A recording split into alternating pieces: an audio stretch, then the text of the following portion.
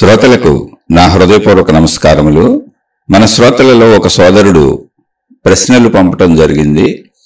ఆ ప్రశ్నలు, మనిషి సాధారణముగా నివసించేది మనసులోన, ఆత్మలోన? సామరస్యమైన జీవితానికి, ఎదుగుదలకు కసరత్తు చేయవలసింది మనసుతోన, ఆత్మతోన? సబ్ కాన్షియస్ మైండ్ అంటేనే ఆత్మ లేక మరొకట? ఇంటెలిజెన్స్ అన్నది మనసుకు చెందినదా, ఆత్మకు సంబంధించినదా? మనిషిలో సాతాను అంటే ఏమిటి తెలియజేయగలరు? ఇవండి వీరి ప్రశ్నలు. అది ఆధ్యాత్మిక చదువు. ఆధ్యాత్మిక చదువు అంటే మనిషి గూర్చినటువంటి, మనిషికి సంబంధించినటువంటి, అంటే మన శరీరానికి, మన మనసుకి, మనలో ఉన్న బుద్ధికి, మనలో ఉన్న ప్రాణశక్తికి. ఇవన్నీ వేరువేరు కాదండి, అన్నీ ఒకటే. కానీ చెప్పుకునేటప్పుడే వాటిని వేరువేరుగా చెప్పుకుంటున్నాం. ఇప్పుడు మన శరీరం అంతా ఒకటే, కానీ అనుకూలత కోసం కాళ్ళని, చేతులని, వేళ్ళని, వెంట్రుకలని, కళ్ళని, ముక్కులని, చెవులని ఇలా పేర్లు పెట్టుకున్నాం. ఎందుకని? ఆయా అవయవములను ఉద్దేశించి మాట్లాడవలసిన అవసరాలు వస్తాయి జీవితంలో. అందుకనే అవయవాలకు పేర్లు పెట్టుకున్నాం, కానీ అవయవాలు ఎక్కడ విడిపోయి లేవు, మొత్తం కలిపితే శరీరం. అలాగే ప్రాణశక్తినే ఆత్మ అంటారు. ఆత్మ అన్న, ప్రాణశక్తి అన్న, మనసు అన్న, బుద్ధి అన్న, శరీరం అన్న అన్నీ ఒకటే. అయితే అది ఒకటి ఎలా అనే విషయాన్ని వివరణగా చెప్పారు మనకు అర్థమయ్యేలా. అంటే ఆ వివరాన్ని అర్థం చేసుకోవటమే తప్ప, ఉన్న విషయాల ఆధారంగా అర్థం చేసుకోవటమే తప్ప, ఇప్పుడు అందులో అవును కాదని తర్క వితర్కాలు చేసి మనం ఏం చేయలేము. దాన్ని ఇంకోళ్ళు ఇంకో రకంగా చెప్పొచ్చు, కానీ ఉన్న విషయాల ఆధారంగా చెప్పారు. ఆత్మ అన్నప్పుడు దేనిని ఆత్మ అన్నారు అంటే, అసలు మొత్తం యూనివర్స్కి, మొత్తం సృష్టికి, మొత్తం ప్రకృతికి, మొత్తం విశ్వానికి, మొత్తం అంటే అసలు మనిషికి తెలుసా అంటే తెలియదు. మొత్తం ఎంత ఉందో తెలియదు. కానీ తెలిసిన మొత్తం, ఆ తెలియని మొత్తానికి కూడా ఉన్నది ఒకటే శక్తి కారణభూతమై ఉన్నది. ఆ తెలియని మొత్తానికి కూడా అని ఎలా చెబుతారండి అంటే, తెలిసిన మొత్తానికి ఒకటే కారణమై ఉంది. కాబట్టి ఎంతో తెలుసుకున్నాం, తెలిసింది తక్కువేం కాదు, కానీ తెలియంది అనంతంగా ఉంది. అందుకే దానికే సృష్టి ఎంత అంటే అనంతము అని పేరు పెట్టారు. ఆత్మశక్తి ఎంత అంటే అనంతము అన్నారు. అనంతము అంటే అర్థం ఏంటి అంటే, ఎంత ఉందో మాకు తెలియదు, ఆది అంతము లేవు దానికి అసలు అని. అనంతము అనే దాంట్లో అర్థం ఏంటంటే, ఒకటి ఎంత ఉందో మాకు తెలియదు, అసలు మనిషి తెలుసుకోలేడు. ఎందుకని అంటే మనిషి స్థాయి తక్కువ, అందుకని తెలుసుకోలేడు. ఎప్పటికీ కుదరదు, అది మానవ జాతి ఎప్పటికీ తెలుసుకోలేదు. అందుకే దాని పేరు అనంతం. తెలుసుకోలేము అని తేల్చేశారు. అయితే అందులోని అనంతం అనే పదంలోని ఇంకో అర్థం ఉంది. ఏంటి అంటే, ఆది అంతము లేనిది. అంటే ఇక్కడ మొదలైంది, ఇక్కడ అంతమైపోతుంది అనేది లేదు దానికి, అది ఎప్పుడూ ఉన్నది అంతే. దానికి 3 కాలములు లేవు. అంటే గడిచిపోయిన కాలము, భూతకాలము, గడుస్తున్న కాలము, ప్రస్తుత కాలము, రాబోయే కాలము, భవిష్యత్తు కాలము, అలా పాస్ట్, ప్రజెంట్, ఫ్యూచర్, భూత, భవిష్యత్, వర్తమానములు అనేది లేదు దానికి. అది పరిమితమైనటువంటి వాటికే ఉంది, పరిమితమైన వాటికే ఉంది. అంటే ఇప్పుడు ఉదాహరణగా మనకు అర్థం అవ్వాలంటే ఊరుకున్న విషయాన్ని ఉదాహరణగా చెప్పుకున్నాం. ఒక కొలను ఉంది, ఒక నీటి కొలను. ఇంకా నీరు ఎక్కడికి ప్రవహించట్లా, అది కొలను అంతే. పెద్ద చెరువు లాంటిది అనుకోండి ఒక కొలను. అందులో తామర పువ్వులు వస్తున్నాయి, అందులో చేపలు బతుకుతున్నాయి, బోళ్ళు చేపలు అటు ఇటు తిరుగుతున్నాయి. అవి మొత్తంగా వాటి లోకం అదే అనుకుంటున్నాయి. కొలను ఎంత ఉందో చేపలకు తెలియదు, అసలు మేము నీటిలో ఉన్నామని కూడా చేపలకు తెలియదు. కొలనులో ఉన్నదాన్ని మానవ జాతి, వేరే జంతువులు నీరని భావించుకొని ఆ నీటిని దాహం కోసం వాడుకుంటున్నాయని కూడా చేపలకు తెలియదు. అందులో ఉన్న తామర పువ్వులకి తెలియదు, తామర ఆకులకి తెలియదు, అది వాటి జీవితం, అక్కడే జీవిస్తాయి అంతే. అవి వాటి జీవితాన్ని చూసుకుంటూనే అవి ఆ లోకంలో జీవించగలుగుతాయి, కొలను అనే లోకంలో. మీరు చేపలను గమనిస్తే అన్ని నీళ్ళల్లోనే జీవించగలవు, బయటకు తీస్తే చచ్చిపోతాయి. అయితే నీరు అనేది మనిషికి ఘన పదార్థం, ద్రవ పదార్థం, అందులో కొంత ఘనత్వం ఉంది. మనిషి నీళ్ళల్లో బతకలేడు, నీరు మనిషికి అడ్డం వస్తుంది. మనం నీటిలో వెళ్ళాలి అంటే నీరు మనకు అడ్డం వచ్చినట్టుగా తెలుస్తుంది, కానీ చేపకి నీరు అడ్డం రాదు. దాని శరీర నిర్మాణము, ఇంద్రియ నిర్మాణము, దాని భావము ఎలా ఉంటుందంటే మనకి ఆకాశం ఎలా అనిపిస్తున్నదో చేపకు నీరు అలా అనిపిస్తుంది. అంటే ఆకాశం మనకు ఎలా అనిపిస్తుంది? ఖాళీ, ఏమీ లేదు ఇక్కడ అని మనం ఆకాశంలో తిరుగుతున్నాం. మన చుట్టూ ఉన్న ఖాళీ ఉండబట్టి తిరుగుతున్నాం. మనం అందులో ఇల్లు కట్టుకుంటున్నాం, వాహనాలు తయారు చేసుకెళ్తున్నాం, నడిచి వెళ్తున్నాం. ఖాళీ లేకపోతే అసలు మనం ఎలా బతుకుతాం? ఆ ఖాళీ అనేటువంటి దానికే ఒక పేరు పెట్టారు మహాత్ములు అర్థం చేసుకోవటానికి. ఎందుకని? సృష్టి మొత్తం వ్యాపించి ఏముంది అంటే ఖాళీ ఉంది. మరి సృష్టి ఎక్కడ ఉందంటే ఈ ఖాళీలో ఉంది. ఖాళీ ఎంత ఉంది అంటే మనిషికి అర్థమయ్యే భాషలో చెప్పుకుందాం, 100% అంటే 100 అనేది ఖాళీ అనుకుంటే అందులో 99% అంతా ఖాళీగానే ఉంది. 1% అక్కడ సృష్టి ఉన్నది అంతే. 99% ఖాళీగానే ఉంది. ఈ 1% అయిన సృష్టి కూడా ఖాళీ అని మనం దేన్ని భావించుకుంటున్నామో దానికి మహాత్ములు పెట్టిన పేరు ఆకాశము.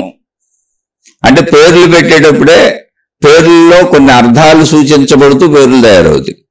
ఎందుకని? పేర్లన్నీ గుర్తింపు కోసం పెట్టుకుంటున్నాం మనం, వ్యావహారిక సత్యములు, మనుషులు గుర్తుపట్టడానికి వీలుగా. ఇక్కడ ఆకాశము అంటే అవకాశము కల్పించున్నది, అది దాని అర్థం అంతే. అంటే అన్నీ ఉండటానికి, అన్నీ కదలటానికి, అన్నీ జరగటానికి, దేనికైనా అది అవకాశం ఇస్తుంది అంతే. అందుకే మనం ఖాళీ అనుకొని అక్కడ ఏమీ లేదనుకొని అవకాశంలో తిరుగుతున్నాం. అవకాశమే ఆకాశం. అవకాశంలో ఇల్లు కట్టుకుంటున్నాం, అవకాశంలో పనులు చేసుకుంటున్నాం, అవకాశంలో తిరుగుతున్నాం, అవకాశంలో జీవిస్తున్నాం. అవకాశములో వాది చేస్తే అది ఆకాశము అంతే. అదే ఆకాశము, అవకాశాన్ని ఇస్తుంది అంతే. దీన్ని అర్థం చేసుకుంటే ఏమైందంటే ఇప్పుడు ఈ ఆకాశం అనే ఖాళీ అసలు ఎందుకుంది అని మనుషులు దాని మీద రీసెర్చ్ చేసి గమనించినప్పుడు అసలు అన్నీ ఉండటానికి మూల కారణం అదే అయి ఉంది. అది శక్తి స్వరూపము, అదే శక్తి. అంటే శక్తి ఎలా ఉంటుంది అంటే మనలో ఉన్న ప్రాణశక్తి. మళ్ళీ శక్తి అంటే ఏదో ఊహించుకోబాకండి, అన్నిటిలో ఉన్న ప్రాణశక్తి, మనలో ఉన్న ప్రాణశక్తి, అన్నీ ఉండటానికి ఆధారమైన శక్తి. ఎలా ఉంటుంది అన్నప్పుడు అది ఆకాశము వలె ఉంటుంది అన్నప్పుడు మరి దాన్ని శక్తి అనొచ్చు కదా అన్నప్పుడు శక్తిని రకరకాల పేర్లతో వాడారు. రకరకాల చోట్ల పరిమితంగాను వాడుతున్నారు, అనంతంగాను వాడుతున్నారు, కొద్దిగాను వాడుతున్నారు, ఎక్కువగాను వాడుతున్నారు. శక్తి అనే పదం వాడకం రకరకాల చోట్ల వస్తుంది. అందుకని దాన్ని సూచించటానికి ఆ శక్తికి అంటే సర్వవ్యాపకముగా సృష్టి మొత్తం ఉన్నది అన్నింటిలో, అంటే మనుషులు, జంతువులు, చెట్లు, మొత్తం విశ్వంత, గ్రహాలు, గోళాలు, నక్షత్రాలు, దేంట్లోనైనా కొండలు, గుట్టలు, నదులు, సముద్రాలు, ఏదైనా అసలు సృష్టిలో అవి ఉన్నవి అంటే వాటన్నింటికీ కారణభూతమై ఉన్నది శక్తి. కాబట్టి అన్నింటిలో ఉన్న శక్తి ఒకటే. అన్ని వేరువేరుగా నీకు కనపడవచ్చు, అన్ని వేరువేరుగా ఉన్నట్టు నీకు అనిపించవచ్చు, కానీ అన్నింటిలో ఉన్న శక్తి ఒక్కటే అని చెప్పడానికి ఆ శక్తికి ఒక పేరు పెట్టారు. అదే ఆత్మ, బ్రహ్మము అని 2 రకాలుగా పిలిచారు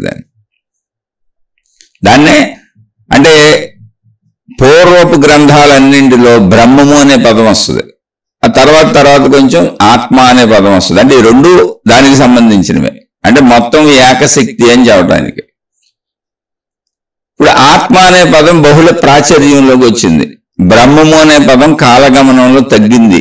ఎందుకు తగ్గిందో మనకు తెలియదు. ఎందుకంటే దేన్నైనా మనుషులు ప్రాచుర్యంలోకి తీసుకొస్తేనే ఆ పదాలు కానీ ఆ విషయాలు కానీ తత్సంబంధిత ఏవైనా మనుషులు ప్రాచుర్యంలోకి తీసుకొస్తేనే వస్తాయి. తర్వాత వచ్చినటువంటి గురువులు ఆత్మ సిద్ధాంతాన్ని బాగా ప్రతిపాదించారు. అలా ప్రతిపాదించిన వారిలో శంకరాచార్యుల వారి నుంచి బాగా ఆత్మ అనే పేరు ఎక్కువగా వినపడుతున్నట్టుగా సాహిత్యంలో కనపడుతుంది. అది తప్పో రైటో మనకు తెలీదు, ఇంకా వేరే వాళ్ళు కూడా ప్రచారం చేసి ఉండొచ్చు. అది ఆత్మ అన్న బ్రహ్మము అన్న అర్థం ఏంటి అంటే శక్తి, విశ్వశక్తి, ప్రకృతి శక్తి, సృష్టి శక్తి. ఆ శక్తిలో భేదత్వము లేదు, శక్తి మొత్తం ఒకటే ఏకంగానే ఉంది. ఆ శక్తి నుంచి ఉద్భవించిన, శక్తిలోనే ఉద్భవించిన, శక్తితోనే ఉద్భవించిన సృష్టి.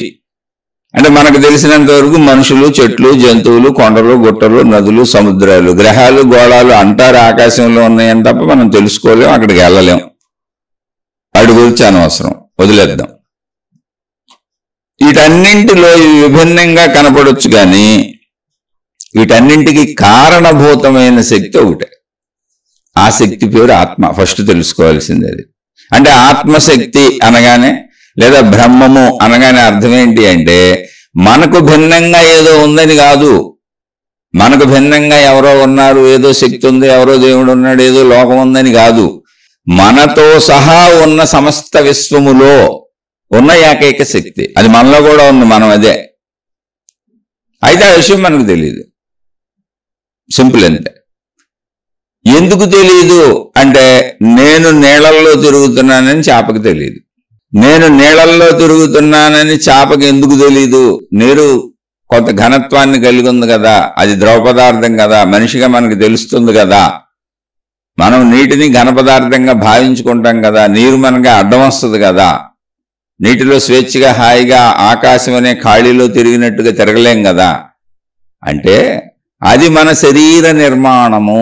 అసలు మనం గ్రహించగలిగింది ఏంటి? ముందు మనకున్న పంచేంద్రియాలు, మన శరీరం, దీంతోనే మన గ్రహణ శక్తి. మన ఈ శరీరానికి ఏది అందుతుందో అదే గ్రహణ శక్తి మనకి, అదే సత్యం, అదే మన లోకం. అందుకని మన మానవ లోకం. మానవ లోకంలో మన కంటికి ఏమి కనపడుతున్నాయో, చెవికి ఏమి వినపడుతున్నాయో, ముక్కుకి ఏమి వాసన తగులుతున్నాయో, నాలుగుకి ఏమి రుచులు తెలుస్తున్నాయో, చర్మానికి ఏమి స్పర్శలు తెలుస్తున్నాయో, తల నుంచి కాలి వరకు ఉన్న గ్రహణ శక్తికి ఏమి దొరుకుతున్నాయో, ఏమి అర్థమవుతున్నాయో, ఏమి అందుతున్నాయో, మనలో ఉన్నటువంటి జ్ఞానశక్తికి ఏమి దొరుకుతున్నాయో అదే మానవ లోకం. దానికి భిన్నంగా అంటే మన కంటి కంటే సూక్ష్మంగా ఉన్న వాటిని మనం చూడలేం. మన కంటి చూపుకో పరిమితి ఉంది, అంతకంటే చిన్నవి చూడలేం, అంతకంటే పెద్దవి చూడలేం. మన చెవి వినికిడికో పరిమితి ఉంది, అంతకంటే తక్కువ చిన్నవి చూడలేం, అంతకంటే పెద్దవి చూడలేం. శబ్దాలు వినలేం, తక్కువ శబ్దాలు వినలేం, ఎక్కువ శబ్దాలు వినలేం. వాసనలకు పరిమితి ఉంది, అంతకంటే తక్కువ వాసనలు గ్రహించలేం, ఎక్కువ వాసనలు గ్రహించలేం. మనం ఎక్కువది గ్రహించలేం, తక్కువది గ్రహించలేం. మనం గ్రహించడానికి పరిమితితో ఉన్నాం. అలా మొత్తం జంతువులన్నింటికి వాటి శరీర నిర్మాణాన్ని బట్టి పరిమితి ఉంది, వృక్షాలకు పరిమితి ఉంది, సృష్టిలో ఉన్న అన్ని పరిమితుల్లో ఉన్నాయి. అందుకే మనకు విడివిడిగా కనపడతాయి. కానీ శక్తికి పరిమితి ఉందా అంటే అసలు పరిమితి లేదు. ఎందుకనంటే శక్తి పదార్థ రూపంలో లేదు, శక్తికి అసలు ఇంద్రియాలే లేవు. శక్తి అనంతంగా సర్వవ్యాపకంగా ఉందంటే దానికి గ్రహణ శక్తులు లేవు. శక్తి నిర్మలంగా, నిశ్చలంగా, ప్రశాంతంగా ఉంది. మనకి గ్రహణ శక్తులు ఉన్నాయి. ఏంటి గ్రహణ శక్తులు? కంటి ద్వారా చూచుట, చెవి ద్వారా వినుట, ముక్కు ద్వారా వాసన చూచుట, నాలుగు ద్వారా రుచి చూచుట, చర్మము ద్వారా స్పర్శ తెలుసుకొనుట. ఇవి మనకున్నటువంటి గ్రహణ శక్తులు. అలా జంతువులకు కొన్ని గ్రహణ శక్తులు ఉన్నాయి, అలా వృక్షాలకు కొన్ని గ్రహణ శక్తులు ఉన్నాయి. కొండలు, గుట్టలు, నదులు, సముద్రాలకు ఏ విధమైన గ్రహణ శక్తులు ఉన్నాయో మనకైతే తెలీదు.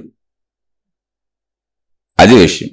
అంటే మన లోకం ఏంటి? ఇప్పుడు గ్రహణ శక్తిని బట్టి మనం ఎంత గ్రహించగలమో అదే మన లోకం ఉందని గుర్తించాలి. అంటే మనం ఒక పరిమితమైనటువంటి జీవులు ఈ అనంత విశ్వంలో. అందుకే దానికి అనంతము అని పేరు ఎందుకు పెట్టారు అంటే ఎప్పటికీ తెలుసుకోలేం, ఎందుకని మనం పరిమితులం. మరి ఆత్మశక్తి అంటారు ఏంటంటే ఏదో తెలిసిపోయినట్టు. అంటే సృష్టిలో ఉన్న అన్నిటికీ మూలంగా అన్నిటిలో ఒకే శక్తి ఉంది. ఆ విషయాన్ని సైన్స్ వాళ్ళు కనుక్కుంటూ మూలానికి వెళ్ళిపోయారు. వస్తువులు, పదార్థాలు, విషయాలు, మనుషులు కనపడుతున్న అన్నిటినీ పరిశీలించుకుంటూ వాటి మూలం దాకా వెళ్ళిపోతే మూలంలో ఒకే శక్తి ఉంది అన్నింటిలో. సైన్స్లోనూ అదే ప్రూవ్ అవుతుంది. దీన్నే పూర్వీకులైన ఋషులు, మునులు, యోగులు, తపస్సంపన్నులు ఇలాగే పరిశీలించుకుంటూ మూలానికి వెళ్ళిపోయారు. మూలము అంటే ఏంటి? ఇంకా అంతకంటే పరిశీలించడానికి ఛాన్స్ లేనటువంటి బేస్. అక్కడ దాకా వెళ్ళిపోయారు. అక్కడ శక్తి కనపడింది. కనపడింది అంటే అన్నింటికి మూలంగా ఒకే శక్తి ఉంది. అక్కడికి వెళ్ళినాక అర్థమైంది ఏంటంటే ఆ శక్తి విభిన్నంగా లేదు, ఏకత్వంతో ఉంది.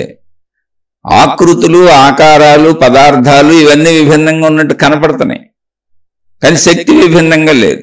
వీటన్నింటికి మూలమైన శక్తి విభిన్నంగా లేదు. ప్లస్ ఆ శక్తికి ఎటువంటి గ్రహణ శక్తులు లేవు, అంటే ఎటువంటి రూపధారణ లేదు. అందుకని దాన్ని నిర్గుణము అన్నారు, దానికి ఏ గుణము లేదు. నిరాకారము అన్నారు, దానికి ఏ ఆకారము లేదు. దాని గురించి చెప్పినప్పుడు కొన్ని చెప్పారు. అఖండము అన్నారు, అంటే ఒక పరిమితిలో ఖండంగా మొక్కల్లాగా ఒక పరిమితిలో లేదు. అనంతము అన్నారు, అంటే ఎంత ఉందో తెలీదు, ఆదిరి అంతము లేవు, దానికి ఉన్నదంతా అదే అన్నారు. ఎందుకని మనం తెలుసుకోగలిగింది అంతే, మిగిలింది మనకు తెలీదు, మనం పరిమితిలో ఉన్నాం. అందుకని మానవుడు మాట్లాడిన మాటలు ఇవన్నీ శక్తి గురించి. సైన్స్ మాట్లాడుతున్నా, ఆధ్యాత్మికత మాట్లాడుతున్నా మర్చిపోకూడని విషయం ఏంటంటే ఈ మనుషులు మాత్రమే మాట్లాడుతున్న సత్యాలు. అయితే మరి ఇంతకంటే సత్యం ఉందా అంటే నువ్వు నేనేం తెలుసుకోగలం? మనం మాట్లాడే సత్యాలే మనం తెలుసుకోగలం, మనకు అర్థమయ్యే లోకం అంతే. ఇప్పుడు చేప నీటిని ఆకాశం అనుకుంటుంది, మనిషి ఆకాశాన్ని ఇక్కడ ఏమీ లేదు ఖాళీ అనుకుంటున్నాడు. చేప అలాగే ఆకాశము ఖాళీ అనుకొని నీటిలో తిరుగుతుంది, ఎందుకని దాని శరీర నిర్మాణము సింపుల్. అది దాని శరీర నిర్మాణం దానికి అలా ఉంది. మనకి పురుషులు అయితే మనకి నేను పురుషుణ్ణి ఆమె స్త్రీ అని మనకు తెలుస్తుంది. పిల్లలకైనా ఒక వయసు వచ్చినాక అన్ని తెలుస్తుంది, స్త్రీలు పురుషులు అని గుర్తుపెట్టగలుగుతాం, ఎందుకని అది మన శరీర నిర్మాణం. ఒక ఈగకి, ఒక చీమకి, ఒక దోమకి, ఒక జంతువుకి, ఒక కుక్కకి, ఒక నక్కకి వాళ్ళు స్త్రీ పురుషులు తెలియదు. మనది ఒక మానవ జాతి, దానిది ఒక భిన్న జాతి అంతే. దాని జాతిలో దానికి స్త్రీ పురుషులు తెలుస్తుంది. ఇప్పుడు కుక్కలకి స్త్రీ కుక్క తెలుసు, మగ కుక్క తెలుసు, ఆడకుక్క తెలుసు. అన్ని జీవరాశిలోనూ స్త్రీ పురుషుల లింగ భేదాలు ఉన్నాయి, తద్వారా సంతానోత్పత్తి ఉంది. దేని లోకం దాంది, దేని గొడవ దాంది. కాబట్టి లోకా సమస్త సుఖినో భవంతు అని మనిషి అన్నప్పుడు ఈ జ్ఞానాన్ని అర్థం చేసుకున్నాడు. లోకాలు అనేక ఉన్నాయని కాదు, ఉన్నది ఒకటే లోకం. ఆ లోకంలో మనిషిగా నాకు ఈ లోకం ఎలా కనపడుతుంటే 84 లక్షల రకాలుగా ఉన్నటువంటి జీవరాశులకి 84 లక్షల రకాలుగా ఈ లోకం అనిపిస్తుంది. ఎందుకని వాటి శరీర నిర్మాణాన్ని బట్టి, ఇంద్రియ నిర్మాణాన్ని బట్టి, వాటికి ఉన్న జ్ఞాన సామర్థ్యాన్ని బట్టి, మెదడు పనితీరుని బట్టి, వాటికి ఏమి ఇవ్వబడిందో దాన్ని బట్టి. అంటే ఇది ఒక్కలా మనకు అర్థం అవ్వాలి. మాట్లాడుకోవాలంటే మనం వస్తువులు తయారు చేసుకుంటాం. ఆ తయారు చేసుకున్నప్పుడు టీవీ ఉంది, సెల్ ఫోన్ ఉంది, వాషింగ్ మిషన్ ఉంది, కుక్కర్ ఉంది, ఫ్రిడ్జ్ ఉంది, మిక్సీ ఉంది. ఇలాంటి గృహోపకరణాలు కానీ, బయట మనం వాడుకునేటువంటి వాహనాలు కానీ లక్షల కోట్లలో ఉన్నాయి, మనిషి ఉపయోగించుకునే వస్తువులు. మీరు ఏ వస్తువైనా దాని తయారీ విధానం ఒకటి ఉంది చూడండి. దానికి అంటే మనలాగానే దానికి ఒక బాడీ ఉంటుంది, దానికి ఒక మిషన్ ఉంటుంది, పనితీరు ఉంటుంది. ఆ ప్రకారం మాత్రమే పనిచేస్తుంది. మిక్సీ ఫ్రిడ్జ్లో పనిచేయలేదు, ఫ్రిడ్జ్ మిక్సీలో పనిచేయలేదు. హీటరు ఏసీలో పనిచేయలేదు, ఏసీ హీటర్లో పనిచేయలేదు. ఫ్యాన్ లాగానే పనిచేస్తుంది. ఎందుకని? దాని శరీర నిర్మాణము, దాని తయారీ విధానం అలా ఉంది.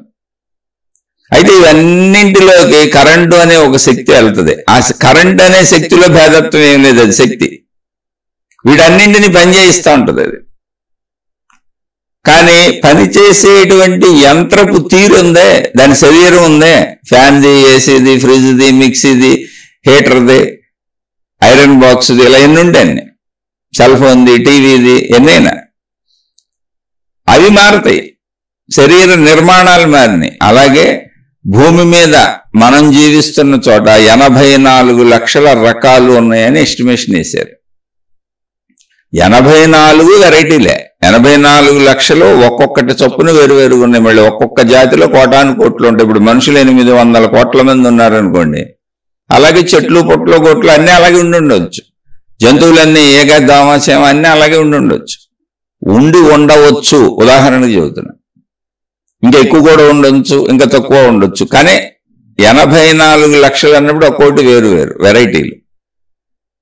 అన్నింటినీ మన గృహోపకరణాలు మనం తయారు చేసుకున్న అన్నింటినీ నడిపే కరెంటు ఎలాంటిది అంటే దానికి ఏ రూపము లేదు, ఓన్లీ శక్తి. అది కరెంట్ ఎలా ఉంటుంది ఎవరు చెప్పలేరు, కానీ కరెంట్ ఉన్నది తెలుసు, ఉత్పత్తి అవుతుంది, మనుషులే తయారు చేస్తున్నారు దాన్ని. సృష్టిలో ఉన్నటువంటి వాటిని ఉపయోగించుకొని కరెంటు ఉత్పత్తి అనేది మనిషి తయారు చేసుకున్నాడు. కానీ అది ఒక శక్తి స్వరూపం. ఆ శక్తి స్వరూపం ఎప్పుడైతే ఇన్ని వస్తువుల్లోకి వెళ్ళిందో ఆ వస్తువులన్నీ వాటి నిర్మాణాన్ని బట్టి పనిచేస్తున్నాయి.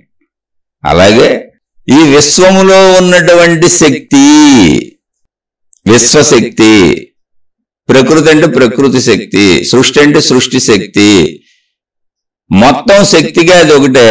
ఆ శక్తి వలనే ఇక్కడ సృష్టి జరుగుతుంది. ఆ సృష్టి ఎలా జరుగుతుంది? ఆ శక్తి యొక్క లక్షణములు పంచభూతములు. పంచభూతములు ఎక్కడున్నాయి? విడిపోలా, శక్తిలోనే ఉన్నాయి. పంచభూతములు మళ్ళీ కలిసిపోతూ ఉన్నాయి. ఎందుకంటే శక్తి యొక్క లక్షణము చలనము, చైతన్యము, కదలిక. అందువలన అసలు పంచభూత లక్షణాలు దానికి ఏర్పడినాయి, చైతన్యం ఉండటం వలన. దానిలో ఇదంతా అసలు చైతన్యం వలన జరుగుతుంది. శక్తి యొక్క లక్షణము చైతన్యము, అది ఎప్పుడు కదులుతూనే ఉంటుంది. కదలిక అనేది ఒకటి దాని స్వభావం. దానిలో సర్వగుణములు ఉన్నాయి. అయితే ఆ గుణములు అది వ్యక్తీకరించడానికి దానికి ఏమి లేదు, అది ప్రశాంతంగా ఉంది. ఎందుకని? వ్యక్తీకరించడానికి దానికంటే భిన్నంగా ఏమి లేదు. అయితే అది దానిలోనే దానితోనే దానిలో జరుగుతున్న చర్య, సృష్టి ఉన్నట్టుగా మనకు అనిపిస్తుంది. కానీ శక్తికి లేదు, శక్తికి సృష్టి లేదు. సృష్టి మనకు అనిపిస్తుంది. ఎందుకంటే శక్తి మనకు తెలియదు కనుక, శక్తి భావన మనకు కలగలేదు కనుక, శక్తి భావనతో మనం ఏకీకృతం అవ్వలేదు కనుక, శక్తి అనుభవాన్ని పొందలేదు కనుక మనం సృష్టిలో ఉన్నట్టుగా మనకు అనిపిస్తుంది. పరిమిత శరీర భావన కలుగుతుంది. ఆ భావనలో పరిశీలించుకుంటూ వెళ్ళినప్పుడు శక్తిని కనుక్కున్నటువంటి మహాత్ములు అంటే ఎక్కడ కనుక్కున్నారు? తమలోనే. ఎలా కనుక్కున్నారు? తమ శరీరాన్ని తన మనసుని దాటితే శక్తి అనుభవం అయింది. అలా ఎందుకయిందండి? తమ శరీరాన్ని తమ మనసుని దాటితే అంటే అసలు అలా అనుభవం అవటానికి, అలా కనుక్కోవాలని మనిషికి అనిపించడానికి మూల కారణం మరణము. మరణించినప్పుడు మనిషిలోంచి ఏదో వెళ్ళిపోతుంది. ఎందుకని? నేను అనుకుంటున్నాడు. మరణించే వరకు ఈ శరీరం నేను అనుకుంటున్నాడు. నేను కంటితో చూస్తున్న, కన్ను నాది, చెవి నాది, ముక్కు నాది, చేతులు నావి, కాళ్ళు నావి, మొత్తం శరీర అవయవాలన్నీ నావి, ఇంద్రియాలు నావి, అనుభవాలు నావి, అనుభవిస్తున్నా, భోగిస్తున్నా, సుఖపడుతున్నా, దొరకకపోతే దుఃఖపడుతున్నా, ఇదంతా నేనే శరీరాన్ని అపురూపంగా జాగ్రత్తగా చూసుకుంటూ ఈ శరీర భోగాల కోసమే బ్రతుకుతున్నాను. కానీ చనిపోయినప్పుడు శరీరం నేను అనుకుంది ఇక్కడ ఉండిపోయింది. అప్పుడు కన్ఫ్యూజన్ వచ్చింది మనిషికి, ఏం జరిగింది అని. ఆ ఏం జరిగింది అన్నప్పుడు ఏదో లోపల ఉంది అంటే ఊపిరి పీల్చుకోవటం, వదలటం, ఈ ప్రక్రియలు అన్నీ ఆగిపోయినాయి, కదలికలు లేవు. అంటే శక్తి ఏదో పోయింది బయటికి అని భావించుకున్నాడు. దానికి ప్రాణశక్తి అని పేరు పెట్టాడు. ఎందుకని? మళ్ళీ దీనికి కూడా మనకు ఆధారం ఏంటి? మనం కొంచెం గమనిస్తే, మనం ఆహార పదార్థాలు స్వీకరించడం ద్వారా శక్తిని గ్రహిస్తున్నాం. స్వీకరించినప్పుడు నీరసంగా ఉంటుంది, శక్తి లేనట్టుగా ఉంటుంది, నిస్సత్తువుగా ఉంటుంది. ఆహార పదార్థాలు స్వీకరించినప్పుడు అవి పచనమయ్యి శక్తి అందినప్పుడు హుషారుగా ఉంటుంది, శక్తి వచ్చినట్టుగా ఉంటుంది, శక్తిని పొందిన అనుభూతి శరీరంలో తెలుస్తుంది. శక్తి తెలియట్లేదు కానీ బలం తెలుస్తుంది, బలహీనత పోయినట్టు తెలుస్తుంది. ఓహో, అంటే ఆహార పదార్థాల్లో శక్తిని గ్రహిస్తున్నాను అనుకున్నాడు. అలా అన్వేషణలు ప్రారంభమైనవి ఉన్న స్థితులను బట్టే. అలా అన్వేషించినటువంటి పూర్వీకులైనటువంటి ఋషులు, మునులు, యోగులని మనం ఎవరన్నా అంటున్నామో, మహాత్ములని, వాళ్లే అప్పుడు సైంటిస్టులు. అయితే అప్పుడు సైంటిస్టులు ఎలా ఉన్నారు అంటే ఆధ్యాత్మికత, భౌతికత అని విడదీసలేదు. ఎందుకు విడదీయలేదు అంటే శరీరము లోపల ఉన్న ప్రాణశక్తి వేరువేరు కాదు. అందుకని వాళ్ళు శరీరముతో జీవిస్తూ ప్రాణశక్తిని తెలుసుకునే ప్రయత్నం చేసి, శరీరంతో జీవించేటప్పుడు ఎలా జీవించాలో భౌతిక విషయాలలో నీతి నియమాలు చెబుతూ, అంతర్గతంగా ఉన్న ప్రాణశక్తిని ఎలా తెలుసుకోవాలో అన్వేషణ కలిపి చేశారు. అంటే జీవిస్తూనే అన్వేషణ కూడా చేశారు. వాళ్ళు ఋషులు, మునులు, యోగులు, తపస్సంపన్నులు, మహాత్ములు అంటే. అందుకే ఋషులు మీరు చూస్తే ఋషి వాటికలను వేరువేరుగా నిర్మించుకున్నారు.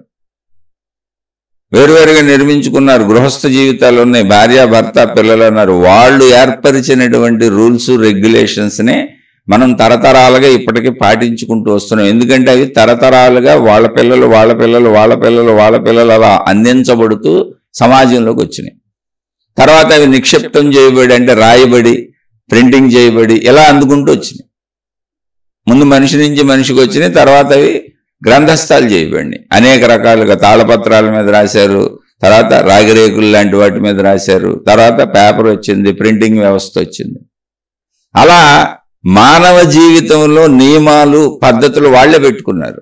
ఎందుకని భౌతిక జీవితం ఎంత చక్కగా నిర్వహించుకుంటూ ఎంత తృప్తిగా జీవిస్తే అంత మనం ఆధ్యాత్మిక, అంటే మన లోతుల్ని మనం తెలుసుకునేటువంటి సాధన చేయవచ్చు అనేది వాళ్ళు కనుగొన్న సత్యం. అంటే అందరూ కాదు, ఎవరైతే అలా కనుగొన్నారంటే భౌతిక ఆధ్యాత్మికాలను సమన్వయం చేసుకుంటూ కుటుంబ జీవితాన్ని జీవిస్తూనే ఆధ్యాత్మిక జీవిత తపస్సులు ధ్యానాలు చేస్తూ నియమిత నిర్ధారిత క్రమశిక్షణాయుత జీవితాన్ని గడిపారో వాళ్ళని ఋషులన్నాం, మునులన్నాం, యోగులన్నాం, తపస్సంపన్నులన్నాం, గురువులన్నాం, రకరకాల పేర్లతో వాళ్ళని పిలిచాం. వాళ్ళు అందించిన జ్ఞానాన్ని అనుసరించాం. తర్వాత కాలంలో ముందు తరాల వాళ్ళు అందించినటువంటి జ్ఞాన సంపదని కొత్త తరాల వాళ్ళు స్వీకరించినప్పుడు చిన్న చిన్న మార్పులు చేసుకుంటూ ఎవరికి వాళ్ళు చీలికలుగా చీలిపోయారు. అవే మతాలు.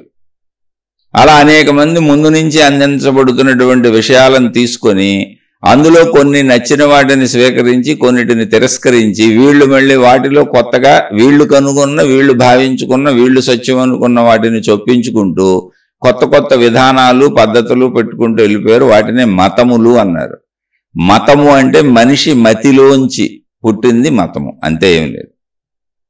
అలా వాటిని అనుసరించి తరతరాలుగా మళ్ళీ ఆ కుటుంబాలలో వాళ్ళకు పుట్టే పిల్లలు వాళ్ళంతా ఆ మత తాలూకా వాళ్ళు అయిపోయారు. ఇప్పుడు ఆ మతాల నుంచి మనకి జాతి మత కులాలన్నీ ఏర్పడినాయి. అసలు ఇది విధానం. మనిషే ఉన్నాడు, ఎప్పుడు ముందున్నది మనిషే, ఇప్పుడున్నది మనిషే, ఎప్పుడు ఉండేది మనిషే. మనిషి ఊరికనే ఇవి ఏర్పరచుకున్నాడు.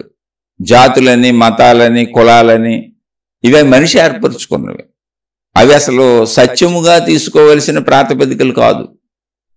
అవి మనిషి మతిలోంచి పుట్టినాయి. అందుకని మీరు ఎక్కడ ఎన్ని రకాల మతాలు ఏర్పడినా, ఎంతమంది దైవీ విధానాలు, పద్ధతులు, ఆచారాలు, సాంప్రదాయాలు ఏమి ఏర్పడినా నిన్ను సక్రమమైన మార్గంలో పెట్టడానికి ఏర్పడినటువంటి వ్యవస్థలే తప్ప, అనాదిగా పూర్వీకుల నుంచి వస్తున్నటువంటి సాంప్రదాయపు వ్యవస్థలే తప్ప సత్యాలు కాదు.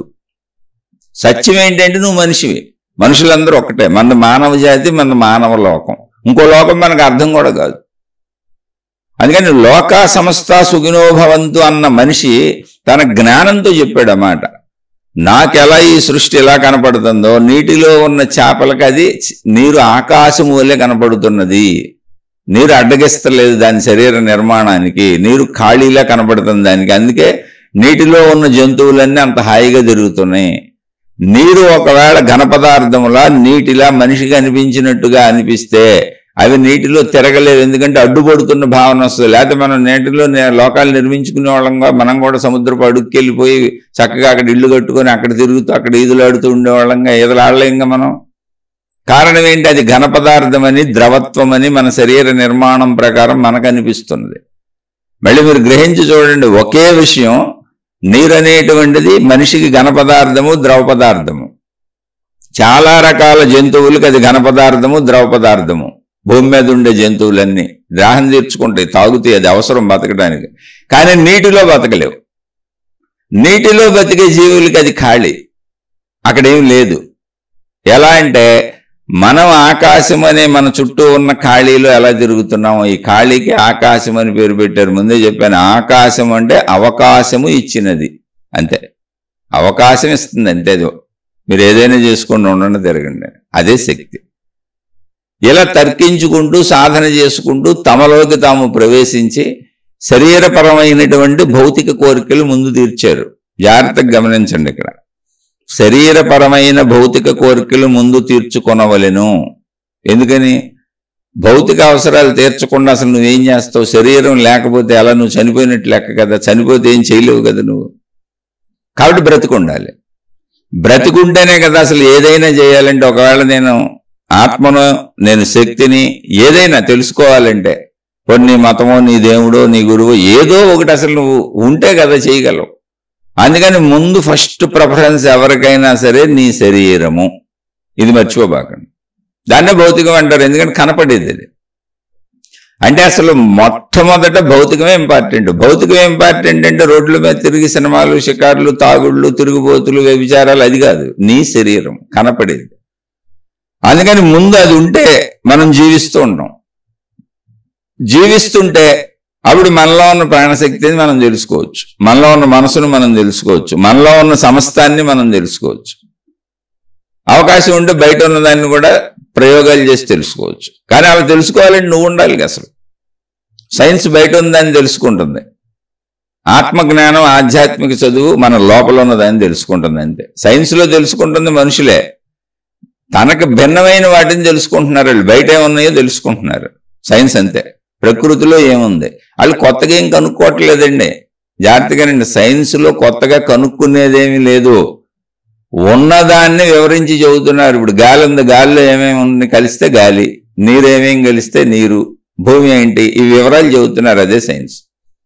ఆ వివరాలు తెలిసినప్పుడు దాన్ని కొంచెం మార్పులు చేర్పులు మనిషి చేసుకోవచ్చు, ఆ ప్రజ్ఞ కలిగినప్పుడు. అలా మనం అనేకం చేసుకున్నాం. వస్తువులు, మందులు, బట్టలు, రకరకాల తయారీలు, వివరాలు తెలుసుకుంటున్నాం కాబట్టి వాటిని మనకి ఎలా అనుకూలంగా వాడుకోవచ్చు అనే ప్రయత్నం చేసుకుంటున్నాం. సైన్స్ మళ్ళీ చెబుతున్నా, మనకు బయట విషయాల మీద పరిశోధనలు చేస్తుంది వాళ్ళు మనుషులే. ఆధ్యాత్మికత, ఆత్మజ్ఞాన చదువు మన లోపల విషయాల మీద పరిశోధన చేస్తుంది, పరిశీలన చేస్తుంది, అన్వేషణ చేస్తుంది. అంటే నన్ను నేను తెలుసుకుంటున్నాను అంతే, ఒక మాటలో సంపూర్ణంగా. అది ఆధ్యాత్మికత, ఆత్మజ్ఞాన చదువు. ఇది అసలు విషయం. ఇది ఇలా వెళ్ళినటువంటి మహాత్ములు ఎవరైతే ఉన్నారో వాళ్ళు ప్రథమంగా చేయవలసిన కర్తవ్యం ఏంటి, చేసిన కర్తవ్యం ఏంటంటే అసలు నువ్వు ఉండాలి ఇక్కడ ఏది చేయాలన్నా. కాబట్టి ఉండాలి నేనంటే ఏంటి, శరీరము ఉండాలి. శరీరం లేకుండా ఏం చేయలేము, చనిపోయిన వాళ్ళు ఏం చేయలేరు. కాబట్టి శరీరానికి అవసరమైన అన్ని ముందు సమకూర్చుకో. శారీరక అవసరాలు ఏంటో అవి సమకూర్చుకో. ఇప్పటి దేశకాల పరిస్థితులను బట్టి మళ్ళీ వెనకటి చూడకెళ్ళి ఎప్పుడో మహాత్ములు వేల సంవత్సరాల క్రితం రాసిన గ్రంథాలు చదువుకొని ఆ ప్రకారం నేను ఏదో చేస్తానంటే ఇప్పుడున్న కాలంలో నీకు కుదరచ్చు, కుదరకపోవచ్చు. కాలాలు మారినాయి, భౌగోళిక పరిస్థితులు మారినాయి, మానవ జీవితంలోని సంస్కృతి, సాంప్రదాయాలు, నాగరికత, పరిస్థితులు మారిపోతున్నాయి. అందుకని అప్పటి సత్యాన్ని తీసుకుని ఇప్పటి కాలానికి అనుగుణంగా బతుకు. ఇప్పుడున్న దేశకాల పరిస్థితుల్లో న్యాయాలని, చట్టాలని, ధర్మాలని గౌరవించడమే నువ్వు చేయవలసిన పని అంతే. అలా నిన్ను నువ్వు బతికించుకో. అలా బతికించుకునేటప్పుడు ముందు శారీరక అవసరాలు ఏంటి, ఆహారం తినవలసిందే, నీరు తాగవలసిందే, గాలి పీల్చవలసిందే, సూర్యరశ్మి కావలసిందే, భూమి మీద బతకాల్సిందే, భూమి ఉండవలసిందే, పంచభూతాలను వాడుకోవలసిందే, ఆహార పదార్థాలు స్వీకరించవలసిందే, దానికోసం ధన ప్రయత్నం చేసుకోవలసిందే. సింపుల్. అయిపోయింది అక్కడికే అంటే అయిపోయింది అనే భావన ఒకవేళ నీకు అనిపిస్తే అయిపోయినట్టే. కాదు నాకు చూడాలనిపిస్తుంది, తినాలనిపిస్తుంది, వినాలనిపిస్తుంది, శారీరక కోరికలు నాకు అనిపిస్తున్నాయి అంటే ఖచ్చితంగా ఇవి అవసరాలు అవన్నీ తీర్చుకోవాల్సింది. అనిపించే అన్ని ఆకళ్ళే. అవి తీర్చుకుంటే ఏముందో తెలుస్తుంది. ఎందుకు తీర్చుకోవాలి అంటే ఇక్కడ జ్ఞానం, అది ఏముందో తెలుసుకుంటూ అందులో ఉన్నదాన్ని అన్వేషించుకుంటూ పరిశీలించుకుంటూ ఇది ఇంతే అని తెలుసుకున్నాక దాన్ని నువ్వే వదిలేసుకుంటూ వెళ్ళిపోతావు. వదిలేసే వరకు తెలుసుకుంటూ ఉంటావు. అదేంటంటే నేను 10 సార్లు శారీరక కోరిక తీర్చుకున్నాను ఇంకా నాకు వదలలేదు అంటే 1,000,000 సార్లు తీర్చుకుంటూ వదులుద్దేమో మనకు తెలియదు. సృష్టి ఎలా పెట్టిందో. సృష్టి పెట్టినటువంటి విధానం ఒకటి ఉంది. సృష్టి ఎప్పుడు కొనసాగుతూనే ఉంటుంది, ఎందుకంటే అది చైతన్యము, కదలిక. మానవ జాతి నుంచి మానవ జాతి, జంతు జాతి నుంచి జంతు జాతి, వృక్ష జాతి నుంచి వృక్ష జాతి, అన్నీ వస్తానే ఉంటాయి. అది మన ప్రణాళిక కాదు అసలు అది. అందుకని నువ్వు ఏం చేయగలవు అంటే అన్వేషించుకోగలవు. అవన్నీ తెలుసుకొని, నేనైతే తెలుసుకొని వెళ్ళమని చెబుతాను. ఎందుకని తెలుసుకొని వెళ్ళాలి అంటే తెలుసుకోకుండా వెళితే అజ్ఞాని అవుతావు నువ్వు. అసలు ఈ శారీరక కోరిక ఎలా ఉంటుంది, కంటితో చూసే దృశ్యాలు, చెవితో వినే శబ్దాలు, ఈ పంచేంద్రియ సుఖాలు అనుభవిస్తూ అయితే వాటిని అన్నింటినీ ఒక నియమితంగా పెట్టుకో. ఎందుకని అది అనుభవించినప్పుడు నువ్వు కంట్రోల్ చేయాల్సి వస్తుంది. ఇప్పుడు మనకున్న పంచేంద్రియాలండి, కన్ను, ముక్కు, చెవి, ఇలా పంచేంద్రియాలు. అసలు కళ్ళే లేవు అనుకోండి, కళ్ళు లేని మనిషి ఉన్నాడు, ఇంకా నువ్వేం ప్రయత్నించక్కర్లా. అసలు నీకు పుట్టుకతో కళ్ళు లేవు కాబట్టి ప్రాబ్లమే లేదు, నీకు ఒక ఇంద్రియమే లేదు. అలాగే అసలు పుట్టుకతో జననేంద్రియం లేదు కాబట్టి స్త్రీ పురుష శారీరక కోరికల కలయిక నీకు కలగట్లా, కాబట్టి నువ్వేం ప్రయత్నించక్కర్లా. కానీ అన్నీ ఉన్న వాళ్ళకి చెబుతున్నా, నేను కలుగుతున్న వాళ్ళకి చెబుతున్నా. కొంతమందికి అన్ని అవయవాలు ఉంటాయి, శరీరం ఉంటుంది, కానీ హార్మోన్ల లోపం ఉంటుంది. చాలామంది హార్మోన్ల లోపం వలన స్త్రీ పురుష ఆకర్షణలు అసలు వాళ్ళలో కలగవు. కలిగినా అది కొంతమందికి కొద్దిగా కలిగి ఆగిపోతూ ఉంటే, అతి తక్కువగా కలుగుతూ ఉంటే అసలు కలగని వాళ్ళు ఉంటారు. వీళ్ళందరినీ పరిగణలోకి తీసుకుంటే మీ జీవితాలు నాశనం అయిపోతాయి. అసలు ఒక విధానం ప్రకారం, అంటే నేను ఏదో కొత్త చెప్పి మీ బుర్రలు పాడు చేయదలుచుకోలేదు, అందుకని నేను సహజ సామాన్యంగా చెబుతున్నా. కానీ ఒక విధానం ప్రకారం పూర్వకాలంలో అటు స్త్రీ కాక ఇటు పురుషుడు కాక కుటుంబ జీవితాలకి ఎవరు పనికిరారో వాళ్ళకి అనేకం నేర్పి వాళ్ళ కుటుంబ జీవితాల్లోకి వెళ్ళరు కాబట్టి, వాళ్ళ జీవితం ఏంటి అన్నప్పుడు వాళ్ళకు జీవితమే లేదు కాబట్టి, కుటుంబ వ్యవస్థ రాదు కాబట్టి, అటువంటి వాళ్ళని గురువులుగా తయారు చేసిన సందర్భాలు ఉన్నాయి, వాళ్ళ చేత ప్రచారాలు చేయించిన సందర్భాలు ఉన్నాయి. ఎందుకనంటే వాళ్ళ వలన స్త్రీ పురుష శారీరక సంబంధ తప్పులు జరగవు, అసలు ఎక్కడ పొరపాట్లే జరగవు. అయితే అది ఎప్పుడూ ఆ కాలంలో జరిగింది, దానికి నిరూపణ లేవు. నిరూపించమని నన్ను అడగబాకండి. అసలు నేను చెప్పేది ఏది నిరూపించమని అడగబాకండి. ఎవరు నిరూపిస్తాం, ఎక్కడ నిరూపిస్తాం? నేను ఎక్కడో చదివాను, విన్నాను, చెప్తున్నాను. ఆ తర్వాత వ్యవస్థలు మారుతా వచ్చినాయి. ఎందుకు మారినాయో మనకు తెలియదు. మనం మాట్లాడుకుంటున్నవన్నీ లక్షల వేల సంవత్సరాల వెనక నుంచి వచ్చినాయి. ఇప్పుడున్నదే అసలు ఇప్పుడు ఈ కాలంలో ఈ ఊళ్ళో ఇక్కడ కూర్చొని మా ఇంట్లో నేను చెబుతున్నా. అసలు మా ఊళ్ళో ఏం జరుగుతుందో నాకు తెలియదు, మొత్తం పక్కింట్లో ఏం జరుగుతుందో నాకు తెలియదు. ఇంకా మాట్లాడితే అసలు నా ఇంట్లో పక్కన ఉన్న వాళ్ళు మా ఊళ్ళో ఏం చేస్తున్నారు, ఏం జరుగుతుందో నాకు తెలియదు. నేను ప్రపంచం అంతా ఏం చెబుతాను? కాదు, గ్రహించిన దాంట్లో, చదువుకున్న దాంట్లో, మహాత్ములు అందించిన దాంట్లో, నాకు దొరికిన దాంట్లో, నేను చదివిన పుస్తకాలు, ఉపన్యాసాలు, గ్రహించిన విషయాలలోంచి చెప్పుకుంటూ వస్తున్నాను. ఎందుకు ఆ ఏర్పాటు చేశారు అంటే, స్త్రీ కాకుండా పురుషుడు కాకుండా ఇప్పుడు కూడా ఉన్నారు మనుషులు, అతి తక్కువ మంది ఉంటారు. వాళ్ళు ఇప్పుడు స్త్రీ పురుషులైతే అట్రాక్షన్కి తప్పులు చేసే అవకాశం ఉంది, ప్లస్ వాళ్ళకి జీవితం ఉంది. వాళ్ళు కలిస్తే పిల్లలు పుడతారు, కుటుంబ వ్యవస్థ ఏర్పడుతుంది. ఇప్పుడు వీళ్ళకి జీవితం లేదు, కుటుంబ వ్యవస్థ ఏర్పడదు, ఇంకా ముందుకెళ్ళేది లేదు. అందుకని ఇటువంటి వాళ్ళకి ఈ జ్ఞాన సంపదను నేర్పి వీళ్ళు తప్పులు చేసే అవకాశం లేదు, ఎవరిని మోసం చేసే అవకాశం లేదు. ఎందుకని అసలు వీళ్ళ కుటుంబ వ్యవస్థ లేదు, వాళ్ళు ఉన్నంతకాలం ఉంటారు అంతే. వాళ్ళకి ఆ కోరికలు లేవు, స్వార్థపరత్వం ఉండే అవకాశం లేదు. అందుకని వాళ్ళకి నీతి నియమాలు నేర్పి వాళ్ళని అసలు ప్రథమంగా ఈ కార్యక్రమాలంటే ఈ జ్ఞాన ప్రచారానికి వాడారు. తర్వాత అది రకరకాలుగా వెళ్ళింది అనే వినికిడి విన్నాను. అది నాకు సమంజసంగా అనిపించింది, నచ్చింది కూడా. అయితే ఇది కాలగమనంలో మళ్ళీ బోల్డ్ మార్పులు చెందుతూ వెళ్ళిపోయినాయి. అసలు ఇప్పుడు ఈ ప్రచారకులు, ఈ విషయాలు చెప్పేవాళ్ళు గురువులు దేవుళ్ళు అయిపోయారు ఏకంగా. ఇంతకీ విషయం ఏంటంటే, వీళ్ళు ఊరినే పాఠాలు చెబుతారు. ఇప్పుడు ఎవరైనా విషయం తెలుసుకుంటే చెప్పడానికి ఏముందండి? వేల పుస్తకాలు ఉన్నాయి, లక్షల పుస్తకాలు ఉన్నాయి, చదివి చెప్పడానికి ఏముంది? ఒక్క ఆధ్యాత్మిక విషయాలు చెప్పేటువంటి మనుషులను తప్ప, అంటే దైవీపరమైన, మతపరమైన, ఆధ్యాత్మిక పరమైన విషయాలను చెప్పే మనుషులను తప్ప, ఏ ఫీల్డ్లో ఎవరేం చెప్పినా మామూలు మనుషులుగానే చూస్తారు. ర్యాకెట్లు వేసుకొని ఇతర గ్రహాల మీదకి వెళ్ళిపోయినా వాళ్ళు మనుషులనే అంటారు, మామూలు మనుషులుగానే చూస్తారు. వాళ్ళేం పెద్ద గొప్పగా చూడరు. ఆధ్యాత్మిక, దైవీపర, మతపర, ఆధ్యాత్మిక విషయాలని చెప్పేవాళ్ళని మాత్రం గురువులని, దేవుళ్ళని, మహాత్ములని ఆకాశానికి ఎత్తేస్తున్నారు. ఏంటో మరి తెలియదు అది ఎందుకు వచ్చింది ఆ సాంప్రదాయం. అయితే ఇందులో అలా రావడానికి కారణం ఏంటంటే, కొంతమంది ఆత్మజ్ఞానానుభూతిని పొందిన మహాత్ములు ఉన్నారు. వాళ్ళు సాధించుకొని అనుభవం పొంది చెప్పారు.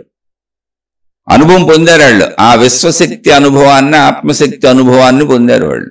పొంది ఇది నిజమేను, మేము పొందాము, మీరు కూడా పొందొచ్చు అని వాళ్ళు ఇక్కడ మానవుల వల్లే మనం జీవించినట్టుగా 70, 80, 90 సంవత్సరాలు జీవించి ఆత్మశక్తి అనుభవాన్ని పొందినవాడు ఎలా జీవిస్తాడో నిరూపించి వాళ్ళని అడిగిన వాళ్ళకి అనేక బోధలు చేశారు. అటువంటి వాళ్ళ వలన ఎవరు ఈ రంగంలోకి వచ్చి అనుభవం లేకపోయి ఊరికనే 4 మాటలు చెప్పినా నా బోటోళ్ళు అందరూ వాచా వేదాంతులు అందరూ వచ్చిన ఇప్పుడు వాళ్ళు గురువులు మహాత్ములు అయిపోయారు ప్రపంచంలో.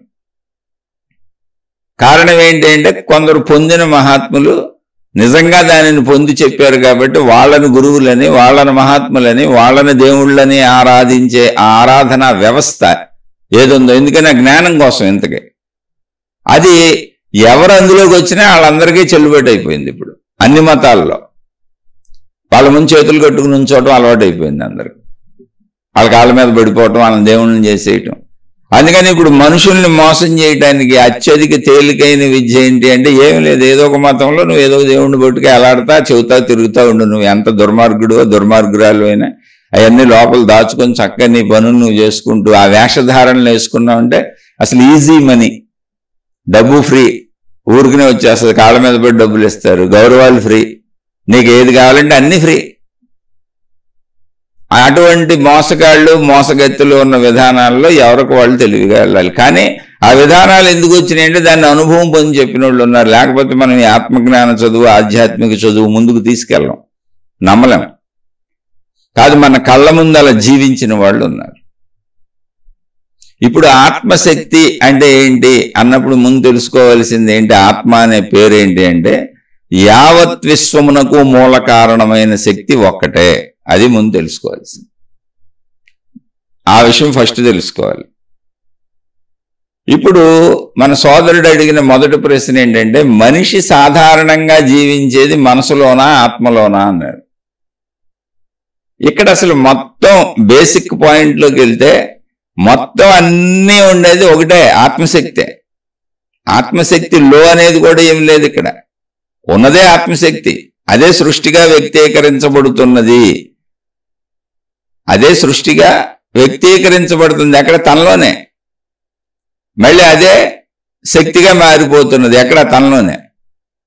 సముద్ర కెరటములు ఎలా అయితే సముద్రపు నీరే కెరటములుగా ఉప్పొంగి సముద్ర శక్తి చేత సముద్రములోనే కదిలి ఎగిసిపడి కెరటములని తరంగములని అలలని పిలువబడి మరలా సముద్రములోనే ఎలా అయితే కలిసిపోతున్నాయో అలా శక్తిలోనే శక్తితోనే సృష్టి ఆవిష్కరించబడి దానిలోనే దాని లక్షణములు దాని స్వభావములు దాని గుణములు చేత మళ్ళీ అందులోనే లయమైపోతుంది. కానీ ఈ విషయం మనకు తెలియదుగా, శక్తి అనుభవం లేదు కనుక మనం మనిషిగా ఉన్నాం కనుక మనిషి వైపు నుంచి మనం చూస్తున్నాం కనుక మనం సృష్టిని విభేదత్వాన్ని అనేకత్వాన్ని భావించుకొని ఇటువైపు నుంచి ప్రయాణం చేస్తున్నాం. అందుకని అర్థం చేసుకుంటూ వెళ్ళాలి. ఇప్పుడు మనిషి సహజంగా ఉండేది ఆత్మలోన మనసులోన అంటే మనిషి అయితే ఉండేది మనసులోనే. ఆత్మశక్తి ఎరుకలోకి వెళ్ళినప్పుడు అసలు సృష్టి అంతా ఆత్మశక్తిలోనే ఉంది. మళ్ళీ చెప్పాను, ఆత్మశక్తి అనేది ఏకమైనది. అయితే కొన్ని మతాలలో ఆత్మని మనిషికి వాడతారు. అంటే నువ్వు చనిపోయినప్పుడు మీ ఆత్మలన్నీ అంటే మన ఆత్మలన్నీ మన ప్రభువు దగ్గరికి వెళ్తాయి, మన దేవుడి దగ్గరికి వెళ్తాయి, మనం పూజించేటువంటి ఏ దేవుడు ఉంటే ఆ దేవుడి దగ్గరికి వెళ్తాయని కొన్ని మతాలు ఏర్పరచుకున్నారు. అందుకని ఒక మనిషిలో ఉండే ప్రాణశక్తిని కూడా వాళ్ళు ఆత్మలని పిలుచుకుంటారు. ఆత్మలు బోల్డ్ ఉన్నాయని చెబుతారు. అలా చాలా మతాలు ఉన్నాయి.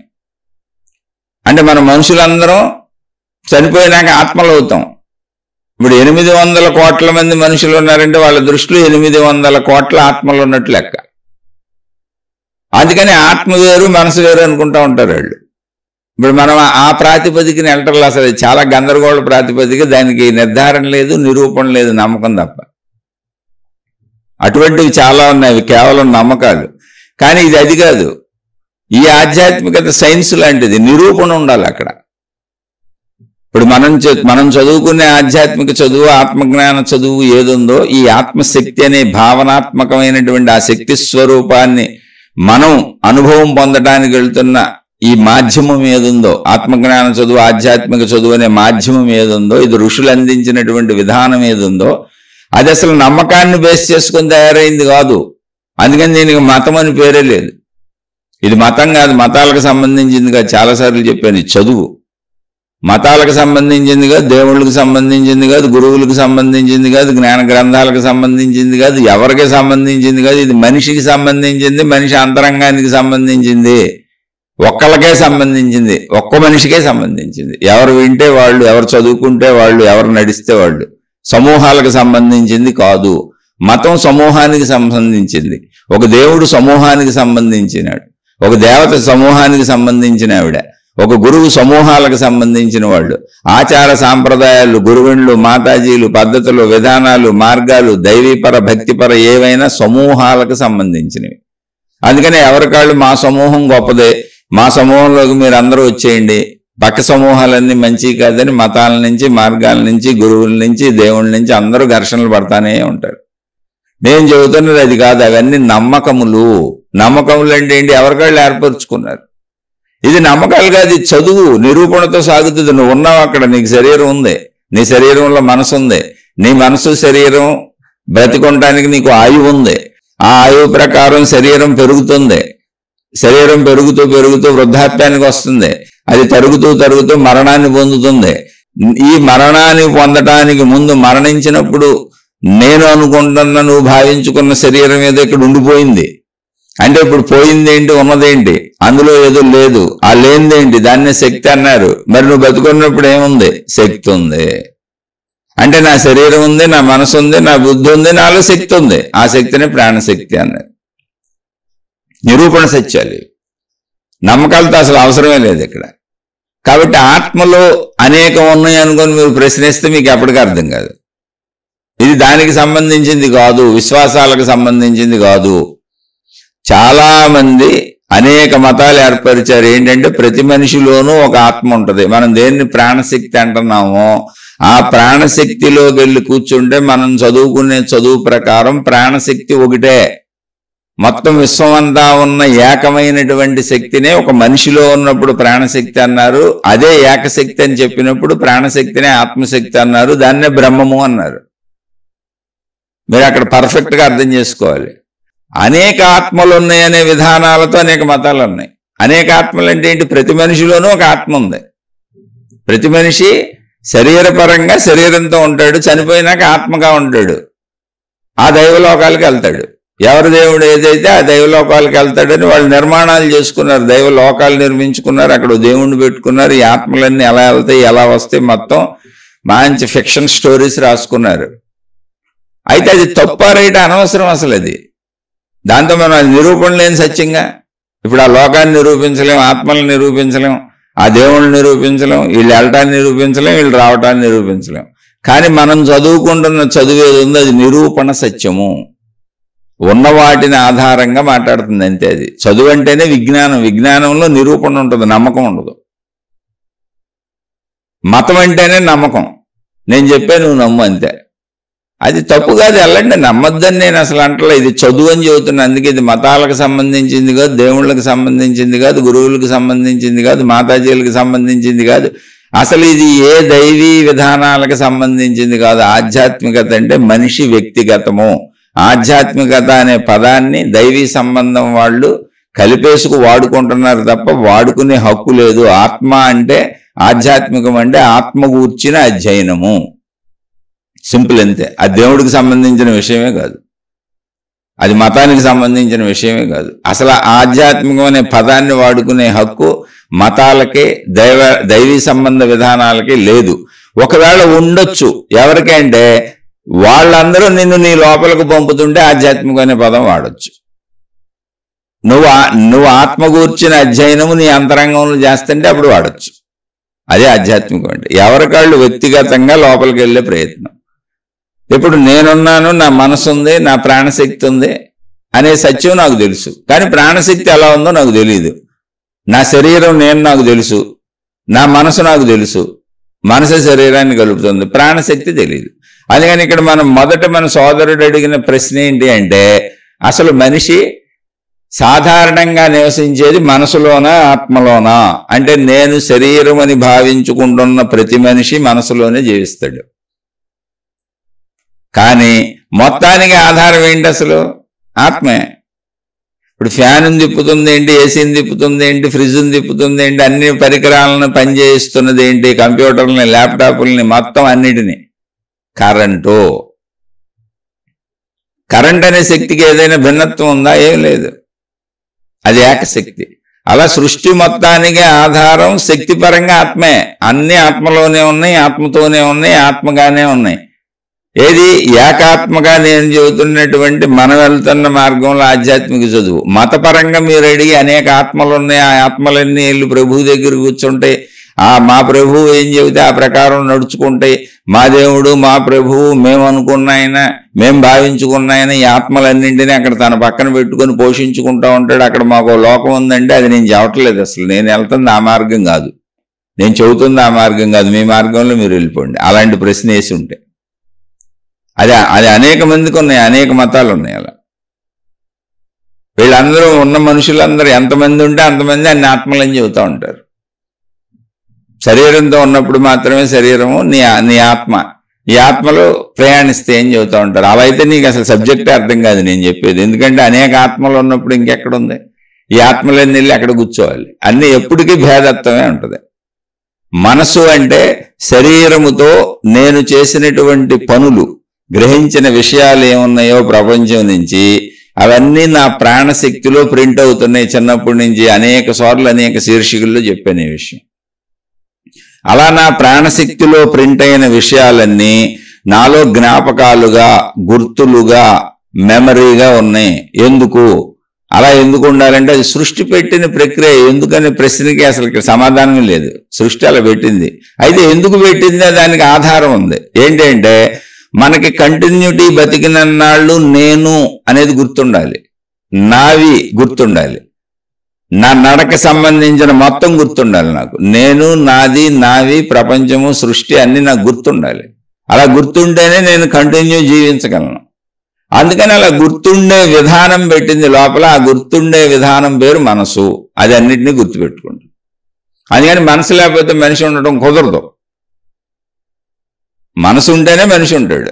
కానీ మనసు ఎక్కడ ఉంది? మనసు మళ్ళీ ఆత్మలోనే ఉంది, ప్రాణశక్తిలో ఉంది. మనసు ప్రాణశక్తిలో ప్రింట్ అయిన విషయాలు గుర్తుపెట్టుకుంటున్న వ్యవస్థ, మెమరీ వ్యవస్థ మనసు. అది ఎక్కడ గుర్తుపెట్టుకుంటుంది? ప్రాణశక్తిలోనే.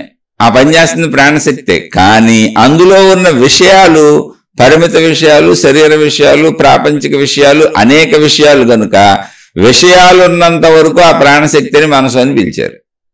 విషయాలు లేనటువంటి ప్యూర్ ప్రాణశక్తి ఏది ఉందో దాన్ని అనంత ఆత్మశక్తి అన్నారు. అక్కడ తెలుసుకోవాల్సిన విషయం అది. కాబట్టి సామాన్యంగా మనిషి ఉండేది మనసులోనే, కానీ సత్యపరంగా మనిషి ఉండేది ఎప్పుడు ఆత్మలోనే. ఎందుకంటే ఉన్నది ఆత్మశక్తి, ఇంకోటి లేదు ఇక్కడ. అసలు మనిషే కాదు, ఎవరైనా మొత్తం సృష్టి అంతా ఆత్మే. ఆత్మమయం సర్వం, ఆత్మమయం జగత్. ఏకశక్తి అది. ఒకే కరెంటు ఎన్నింటినైనా పనిచేస్తుంది.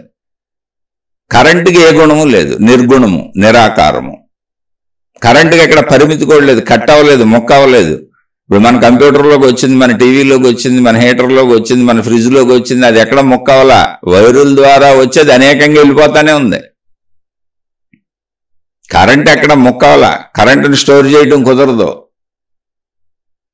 అలా శక్తిలా. ఇది మన సోదరుడు అడిగిన ఫస్ట్ ప్రశ్న.